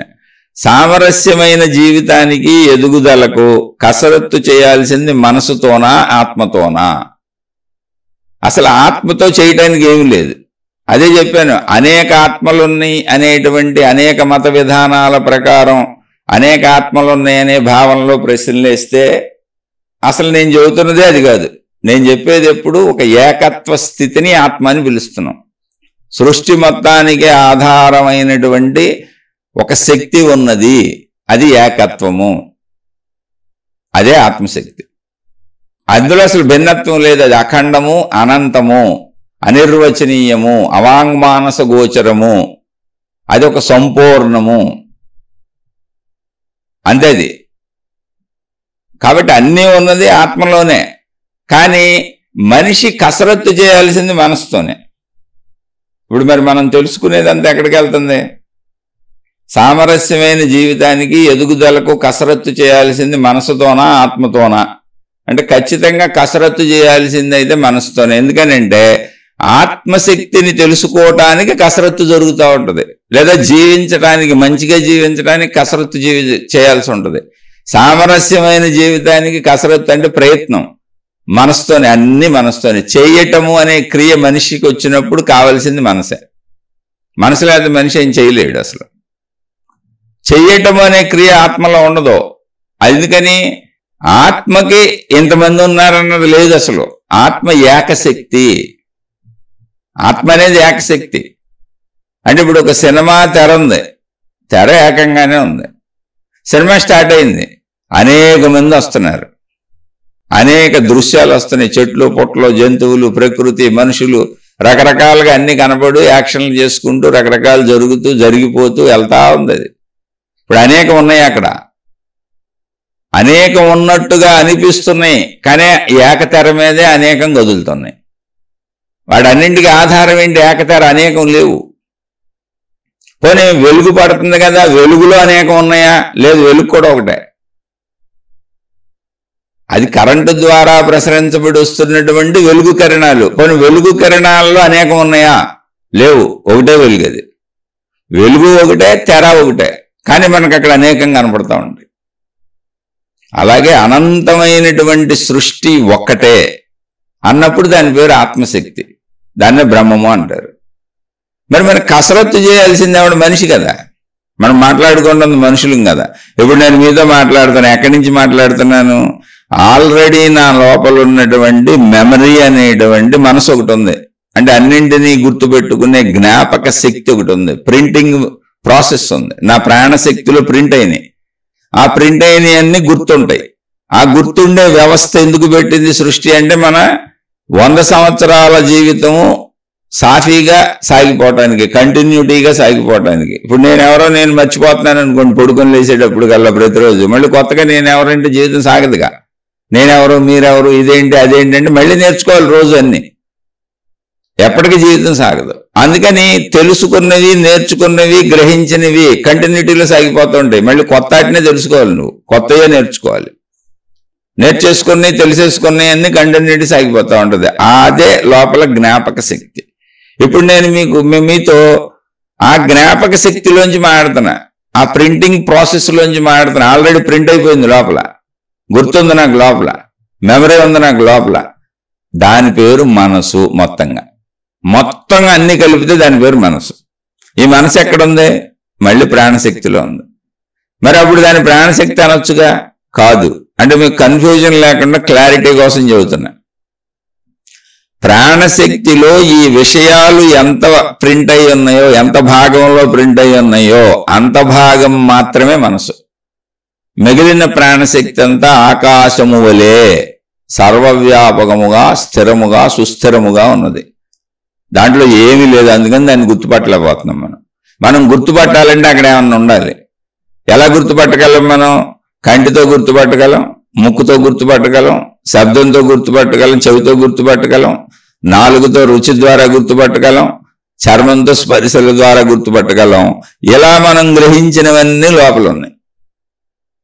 కానీ లోపల ఉన్న ప్రాణశక్తి ఇలా ఈ 5 రకాలుగా శబ్ద, స్పర్శ, రూప, రస, గంధములు.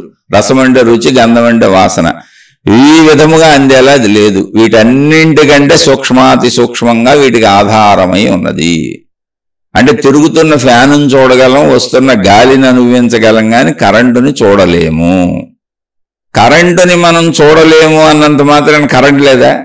మనం వాడే పదం ఏంటో తెలుసా? ఫ్యాన్ ఆగిపోతే కరెంటు పోయిందంటాం, ఫ్యాన్ స్టార్ట్ అయితే కరెంట్ వచ్చిందంటాం.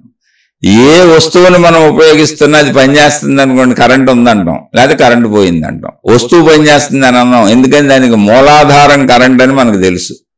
వస్తువు కంటే విలువైంది అక్కడ కరెంటే. కరెంట్ ఉంటేనే వస్తువు ఉపయోగం. కరెంట్ లేకపోతే వస్తువులు కొనుక్కోం. అసలు మనం వస్తువులు తయారైనాయి, కానీ మన ఇంట్లో కరెంట్ లేదు, మన ఊరికి కరెంట్ లేదు. ఏం చేసుకుంటాం? ఇవి కొనుక్కొని ఉపయోగించుకోవడానికి వీలు లేదు. అలాగే సృష్టి ఉన్నది అంటే దానికి ఆధారం శక్తి. శక్తి లేకపోతే సృష్టి లేదు. అయితే అక్కడ కరెంటు పోలిక మాత్రమే, కానీ కరెంటుకి వస్తువుకి భిన్నత్వం ఉంది. కరెంటు కూడా మనిషి ఉత్పత్తి చేసిందే, కానీ ఆత్మశక్తి అనే దానిలోనే సృష్టి జరుగుతుంది. దానికి కూడా మీకు అనేక ఉదాహరణలు చెప్పాను. ఏంటి? ఒక మనిషిలో గుణాలు దయా, జాలి, కరుణ, కోపం, తాపం, ఈర్ష్య, అసూయ, ద్వేషం. మనిషి ఒక్కడే, ఇన్ని ఉత్పత్తి అవుతాయి.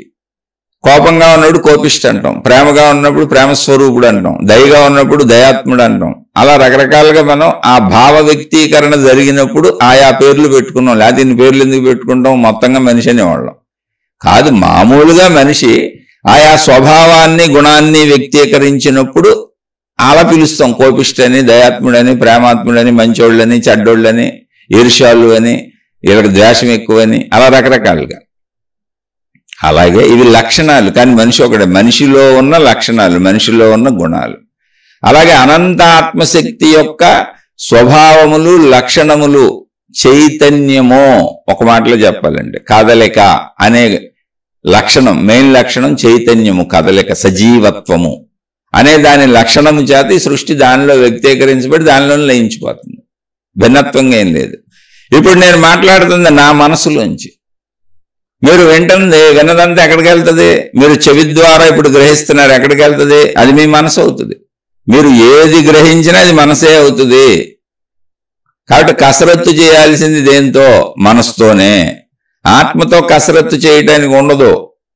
ఒక నీటి బిందువు సముద్రంలో పడిపోయింది, ఒక నీటి బిందువు నదిలో పడిపోయింది, ఒక నీటి బిందువు ఓ బకెట్ నీళ్ళల్లో ఒక నీటి బిందువును పడేసాం.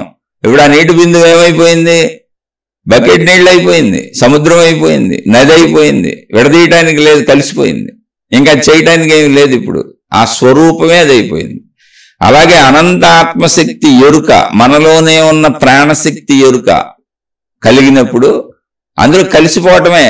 ఇంకా మనకేం వివరాలు తెలియదు. ఇప్పుడు అనంత ఆత్మశక్తి ఎరుక కలిగితే గ్రహాలు ఎన్ని ఉన్నాయి, గోళాలు ఎన్ని ఉన్నాయి, నక్షత్రాలు ఎన్ని ఉన్నాయి మొత్తం మనకు తెలిసిపోద్ది. లెక్కేసి చెప్పొచ్చు ఏ ఏ గ్రహంలో, ఏ ఏ గోళంలో, భూమి మీద మనం ఉన్నట్టుగా ఇన్ని జీవరాశులు ఉన్నట్టుగా పక్క గ్రహాల మీద ఉన్నటువంటి జీవరాశులన్నిటి గురించి చెప్పొచ్చు. మొత్తం నాకు తెలిసిపోద్ది. మహిమలు చేస్తాను, మాయలు చేస్తాను, అవి చేయగలను, ఈ చేయగలను, గాలిలో ఎగరగలను, నీళ్ళల్లో దూరగలను, నేను రకరకాలు చేసేయగలను, నాకేం అక్కర్లేదు, గాలి భుజించి బతకగలను, ఇలా మహిమలు మాయలు చేయగలను. ఇలాంటి భ్రాంతులకు లోనవ్వకండి. మీరు అందుకే గమనించి చూస్తే మానవ రూపంలో దేవుడుగా మనం పూజిస్తున్నటువంటి మానవ రూపం ధరించి మనిషిగా బతికి ఇక్కడ కొన్ని సంవత్సరాల కాలం బతికి శరీరం వదిలి, అంటే ప్రాణం పోయి చనిపోయి దేవుళ్ళుగా, గురువులుగా, మహాత్ములుగా, జ్ఞానులుగా కీర్తింపబడి పూజింపబడి ఆరాధింపబడుతున్న వాళ్ళు ఎవరైనా మానవ జాతికి సంబంధించినటువంటి మనం ఎలా ఉండాలో, ఏం చెయ్యాలో, లేదా ఆత్మజ్ఞానానికి సంబంధించి నువ్వు ఎలా తెలుసుకోవాలో ఆ విషయాలు చెప్పారు తప్ప ఎన్ని గ్రహాలు ఉన్నాయి, ఎన్ని గోళాలు ఉన్నాయి, ఎన్ని నక్షత్రాలు ఉన్నాయి, వాటి మీద ఎవరెవరు ఉన్నారు, ఇవేం చెప్పలేవరో. ఎందుకని తెలీదు. నువ్వు దేవుడుగా వచ్చినా నీది మానవ పరిదే. మనిషినే మనం దేవుడని పూజించుకుంటున్నాం. మనిషిలో ఉత్తమంగా, అత్యుత్తమంగా, అసలు చెడు అనేదే లేకుండా బతికిన వాళ్ళని దేవుడని పూజించాం అంతే. కానీ పరిధి అంతే, పంచేంద్రియాల పరిధే కాదు. వాళ్ళు ఒకవేళ దేవుళ్ళ ఆత్మజ్ఞాన అనుభూతిని పొంది ఆత్మజ్ఞానంలో లీనమైపోయారనుకోండి, నేను అనంత ఆత్మస్వరూపుడును, స్వరూపరాలను అనేటువంటి స్థితిని వాళ్ళు అనుభవం చెందారనుకోండి, అప్పుడు కూడా శరీరపరంగా మనుషులే, మహిమల మాయలేం రావు. గ్రహాలు గోళాలు లెక్కేసి చెప్పేలేరు ఎన్నున్నాయో.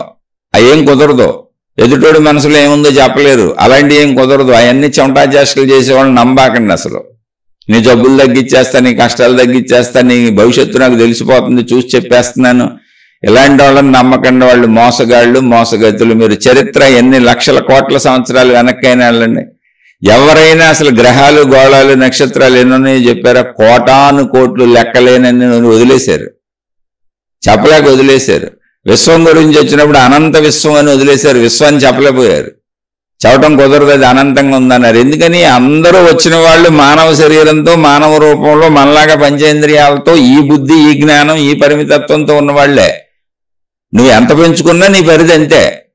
నీకు ఎంత జ్ఞానం ఇవ్వబడింది, నీ పరిధి ఎంతవరకు ఇవ్వబడింది అంటే నువ్వు అందులో లయించిపోవచ్చు. అదే తప్ప దానికి విశ్వశక్తిలో యొక్క వ్యాపకత ఎంతో నీకు తెలీదు, సృష్టి అంతా నీకు ఎప్పటికీ తెలీదు. అసలు సృష్టి కాదు, నీకు పక్కోడి గురించే తెలీదు. ఆ సృష్టి గోప్యత, రహస్యత అది సృష్టికి సంబంధించింది. నువ్వు అందులో కలిసిపోవచ్చు అంతే, సముద్రంలో నీటి బొట్టు కలిసిపోయినట్టు అంతే. అంతవరకే ఛాన్స్ ఉంది. అందుకని చక్కగా అర్థం చేసుకోండి. మాయలు, మహిమలు, ఇలాంటి చిత్ర విచిత్ర పిచ్చి చేష్టలన్నీ నమ్మారంటే మీకు అసలు ఆత్మజ్ఞానం అనేది అర్థమే కాదు. అవి నమ్మకాలు. మళ్ళీ ముందే చెబుతున్నాను, మనం చదువుకుంటుంది ఆధ్యాత్మిక చదువు, ఆత్మజ్ఞాన చదువు నిరూపణలతో సాగుతుంది అంతే తప్ప నమ్మకాలతో అసలు ఇక్కడ పనే లేదు. నమ్మకాలు ఇక్కడ ఉండవు. నమ్మకాలంటే వ్యక్తిగతాలు, ఎవరిష్టాలు వాళ్ళే. అది సత్యమో నమ్మకం అనేది నిజమో అబద్ధం ఎప్పటికీ తేలదు. కొంతమంది నిజం అంటారు, కొంతమంది అబద్ధం అంటారు.